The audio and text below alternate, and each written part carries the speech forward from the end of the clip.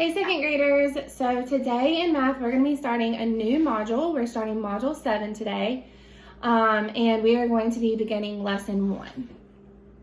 So you will need your Learn workbook, and you'll need to open to the module 7 part of the book starting at lesson 1. You'll have room in your book today to work on your application problem. All right. So today we will look at and sort data about animals so we can record the data into a table with 4 categories. We will know we have it when we can use a table with data to solve word problems. All right, so, sorry, I'm gonna have to move out of the way so you guys can see the screen good. I want us to think about how many nickels make 100 cents. How many nickels make 100 cents? So 20 nickels make 100 cents. So how many 5s are in 100 cents? Okay, so 25s make 100 cents. So remember that a nickel is worth 5 cents. How many 1s are in 100 cents? How many 1s are in 100 cents? So 100 1s would be in 100 cents. So we're going to add and subtract by 5 as we add and take away nickels. But before we do that, I want us to take a look here at what's on the screen. And I want us to get the total of what's on the screen here first. So let's go ahead and let's count by 5s, starting with the first nickel, okay? So follow along with me. 5, 10, 15, 20, 25, 30, 35, 40, 45, 50, okay? So 50 plus 5 is 55. 55 plus 5 is 60. 60 plus 5 is 65. 65 plus 5 is 70. Okay, now let's keep going counting by 5s. Okay, 70, 75, 80, 85, 90, 95, 100. All right, so now we're going to count backwards. So we're going to be subtracting. So let's start with subtraction first. So 100 minus 5 is 95. 95 minus 5 is 90. 90 minus 5 is 85. So now let's count backwards by 5s. So 85, 80, 75, 70, 65, 60. Okay, so now let's look at some 10s.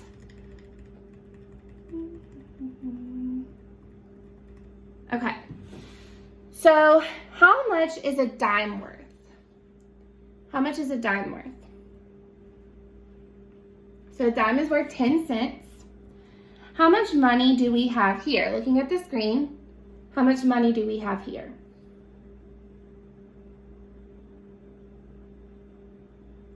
Okay, so we have 90 cents. 90 cents. So let's count up by 10s from 90 to 150. Okay, so count with me. So right now we have 90, 100, 110, 120, 130, 140, 150, 150. Okay.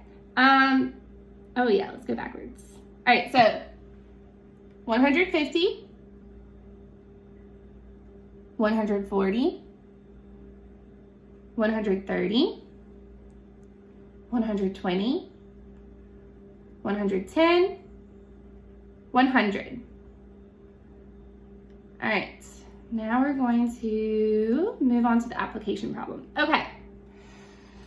So I'm going to move it a little bit closer to the screen so you guys can get a good view of the application problem. Also, again, it's in your Learn book if you have that with you. All right, so it says that, let me open it up in my book. It says there are 24 penguins sliding on the ice. There are 18 whales splashing in the ocean. How many more penguins than whales are there? How many more penguins than whales are there? All right, so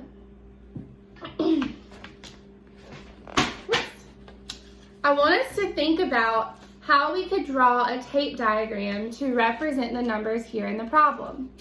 Okay, so first of all, if I'm reading back through the problem, I want to stop every time I see a piece of important information, right? And let's not forget that the final question is asking us how many more penguins than whales there are, all right? So I'm going to start with making a tape diagram to represent the number of penguins. So I'm going to write a P for penguin, and I'm going to draw that tape diagram for the number of penguins. So looking back at the problem, again, how many penguins are there? Okay, so there's 24 penguins.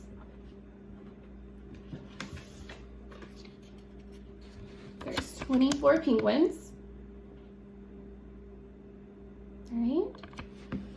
Now let's keep going. There are 18 whales splashing in the ocean.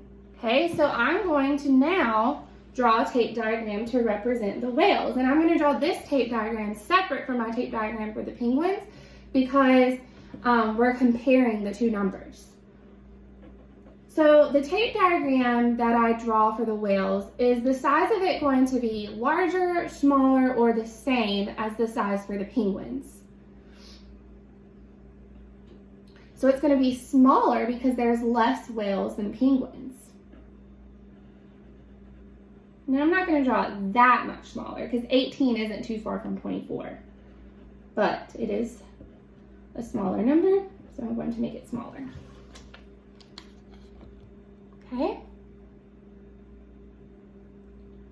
So now we need to figure out where we're going to put that question mark. So we want to know how many more penguins there are than whales. So we're looking for this little difference here, the difference between the number of penguins and the number of whales. Okay. So we know there's more penguins than whales, but we need to know how many more. We need to know this difference. So I'm going to put a question mark here.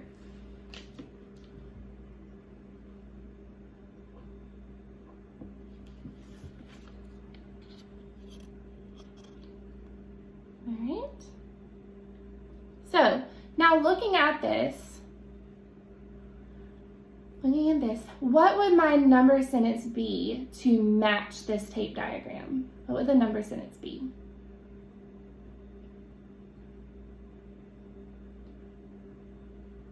Okay, so if I think about how 24 is the higher amount, that's the most, 18 is a part of 24, and we're looking for the other part, right? So if I have a whole number and then a part and then a missing part, remember that means that I'm going to subtract, okay? So I'm going to take 24 and subtract 18 from it.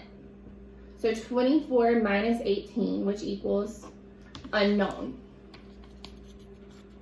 24 minus 18 equals unknown. Now, you could also write another number sentence that would lead you to the same answer. You could start with 18 and say, 18 plus what plus unknown will equal 24. It will give me that same amount as 24. So we could also think, 18 plus what equals 24.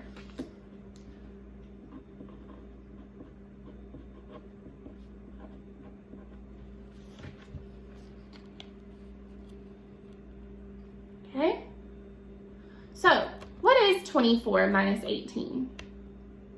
What is 24 minus 18?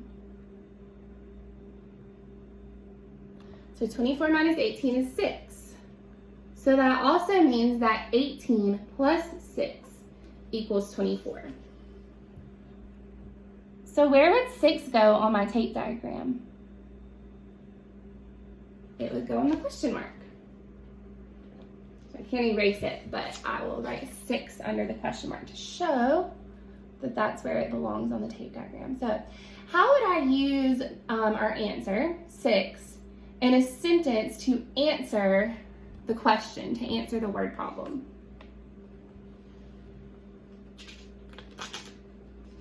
Okay, so something I could say is that there are 6 more penguins than whales. There are 6 more penguins than whales. So if you're following along in your workbook, you could write this with your application problem for today's lesson. Okay. So moving on from that,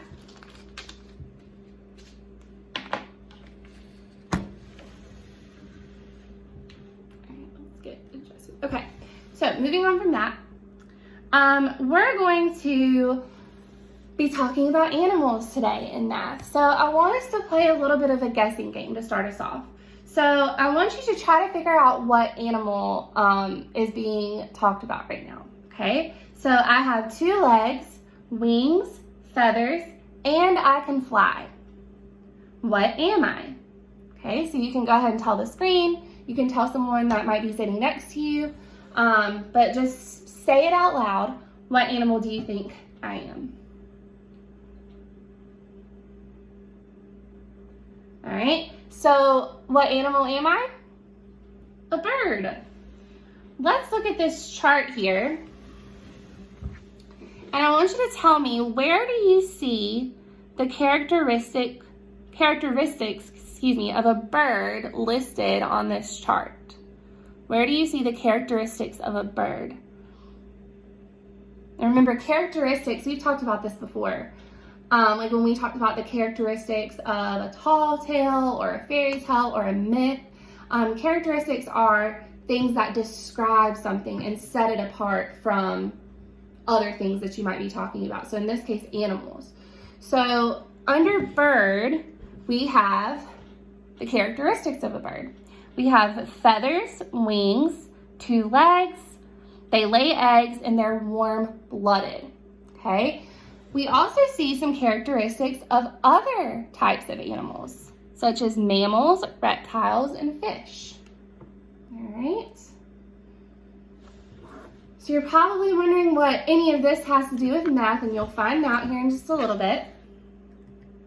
Okay, so I want us to think about these sentence frames here. A blank has blank and blank. It can blank. It is blank, okay?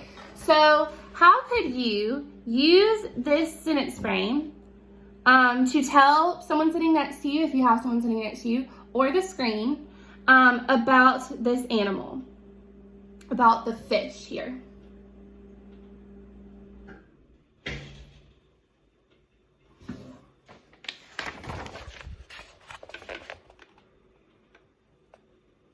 Okay, so you could say a fish has scales and gills.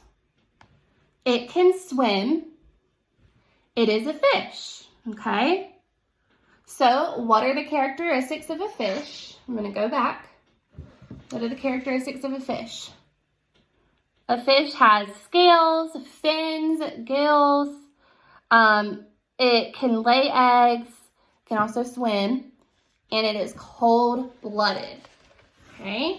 So we can use sentence frames like this one to describe some of the characteristics of the animals that we're looking at. Okay, so now we're going to sort animals into categories. Categories is just a big fancy word for groups, based on their characteristics. All right, so take a look at the chart here on the screen. This is what we call a table. We have a title that tells us what's going to be listed in the table, and then we have some different rows and columns, different sections, okay? So how could we, just by looking at this, how could we organize the information from this chart, the characteristics of the animals? How could we organize it into this table so we know how many animals are in each of the categories? So just kind of think about that and look at the table, and then I'll show you an example of how we'll make that work.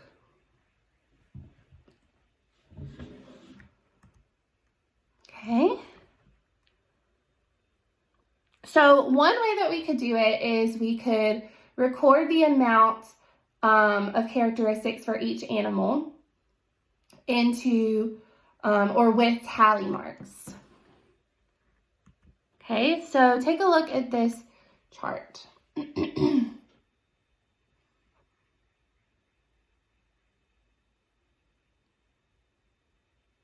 Okay, so if you notice, there are the 4 different categories, 4 rows. We have a category for birds, mammals, reptiles, and fish. So how many categories do we have in all? We have 4. 1, 2, 3, 4. How many animals did we sort all together? Now, this is if we were looking at a certain amount of each animal that we see. Sorry, I didn't make this clear before I began talking about this part of the lesson. Let's say that we went outside or we went on a nature walk and we recorded how many types of animals that we saw from this category. And we put a tally mark every time that we saw a fish or every time that we saw a reptile or a bird or a mammal. And this is what we came up with, okay? So each one of these tally marks represents one of the animals that we saw within that category. So it says, how many animals did we sort all together? Okay, well, we sorted how many birds? 4 birds. We sorted how many mammals? 8 mammals. We sorted how many reptiles? 5 reptiles. And we sorted how many fish? 3 fish. Okay, so if we want to know how many animals we sorted all together, we could count each of the tally marks, or we could make a number sentence to represent each of the categories in number form, right? So we have 4 plus 8 plus 5 plus 3, okay? 4 plus 8 plus 5 plus 3. If you have space in your workbook or you have a piece of paper in front of you, go ahead and work out that number sentence.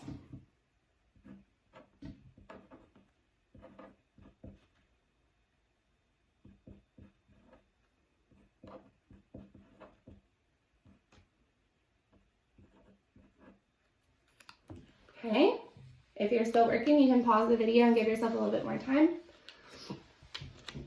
All right, so 4 plus 8 plus 5 plus 3 equals 20. Let me write that up there to the original number sentence. So 4 plus 8 plus 5 plus 3 equals 20. Okay, so in total, we sorted 20 animals. How many more birds and mammals are there than reptiles and fish? Okay, so let me scoot around a little here.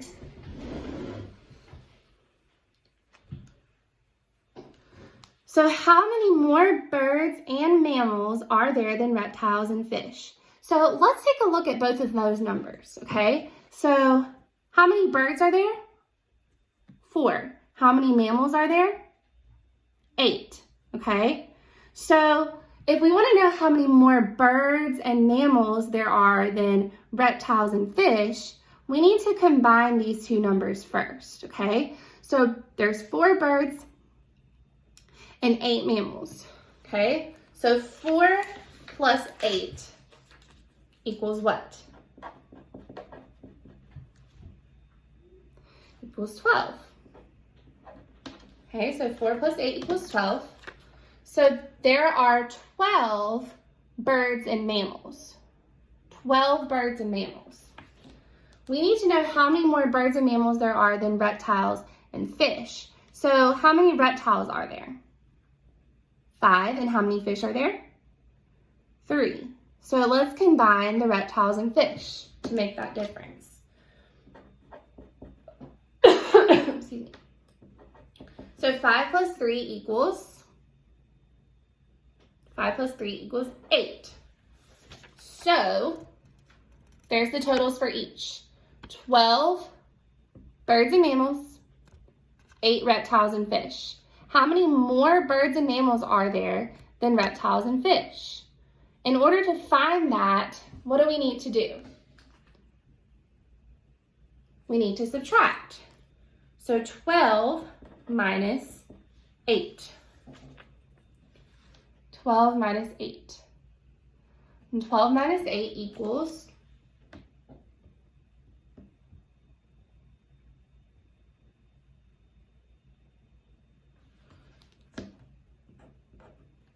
12 minus 8 equals 4. Okay, so there are 4 more birds and mammals than there are reptiles and fish. Okay, 4 more.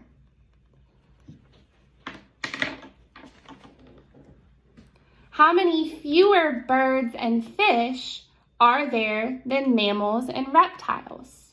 So now we need to combine the total number of birds and fish so that we can see how many fewer of them there are than mammals and reptiles. So let's start with the birds and fish. So how many birds are there? 4. And how many fish? 3. Okay, so for birds and fish, we have 4 plus 3. And 4 plus 3 equals 7. 4 plus 3 equals 7. So now let's look at the mammals and reptiles. How many mammals are there? 8. And how many reptiles? 5. So let's combine those two numbers. Okay, so 5 plus 8 equals 13.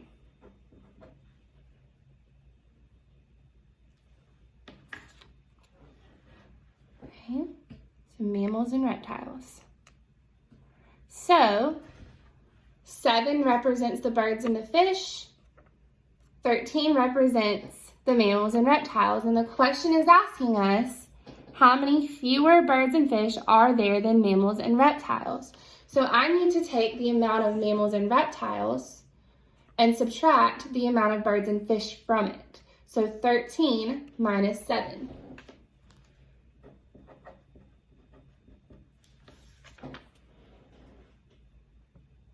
Okay, so 13 minus 7 equals 6. 13 minus 7 equals 6. So there are 6 fewer birds and fish than mammals and reptiles. Okay, so how would the table change if we counted 4 more birds? So let's say that we went back outside and we saw 4 more birds. How would this table change if we added 4 more birds to it?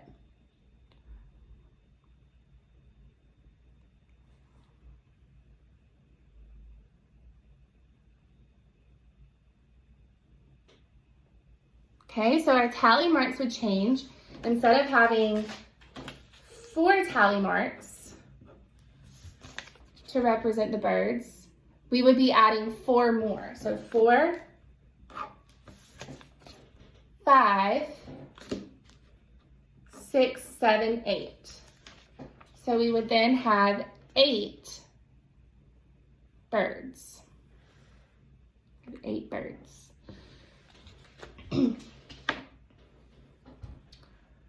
Okay. What are some other ways that we could organize these animals? What are some other ways that we could organize these animals? So right now we have them organized by their characteristics. So what they look like some of them have fins, some of them have feathers, some of them have 2 legs, some of them have 4 legs. What are some other ways that we could categorize them and organize them?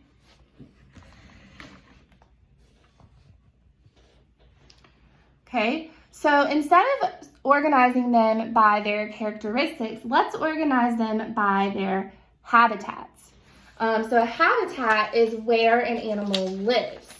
So let's organize them by their habitats. All right, so take a look at this chart here. So instead of saying animal classifications at the top or animal characteristics, it says animal habitats. And we have 3 different types of habitats. We have the Arctic, we have the woodland, and we have the ocean. Okay, so how many categories do we have here in total? How many categories do we have? Arctic, woodland, and ocean. How many categories? So there are 3 categories. Which category has the fewest animals? So let's look at the numbers under each, okay? So Arctic has 4, woodland has 10, and ocean has 6. Which category has the fewest animals? So the Arctic has the fewest with 4. Which category has the most? Which category has the most? So the woodland has the most with 10. All right, so now what is the total number of animals that live in the woodland and the ocean? So what is the total number of animals that live in the woodland and the ocean? So there's 10 in the woodland and 6 in the ocean. So if we want to know the total of those 2, we're going to add them together. 10 plus 6. Okay, and 10 plus 6 equals 16. So there are 16 total animals living in the woodlands and the ocean. Okay, how many fewer animals live in the Arctic than in the ocean? How many fewer animals live in the Arctic than in the ocean? So there's 6 animals living in the ocean and 4 animals living in the Arctic. So how many fewer live in the Arctic than in the ocean? So in order to find that, we need to subtract. We're going to do 6 minus 4. Okay, and 6 minus 4 equals 2. 6 minus 4 equals 2. So there are 2 fewer animals living in the Arctic than in the ocean. Now, how many more animals would need to be in the Arctic category to have the same number as the animals in the woodland category? Excuse me. How many more animals would need to be in the Arctic category to have the same number of animals in the woodland category? Well, how many are in the woodland category? 10. How many are in the Arctic category? 4. So how many more does the Arctic need to get to 10? How many more does the Arctic need to get to 10? I could also rephrase that to say 10 minus 4 equals 10 minus 4 equals 6.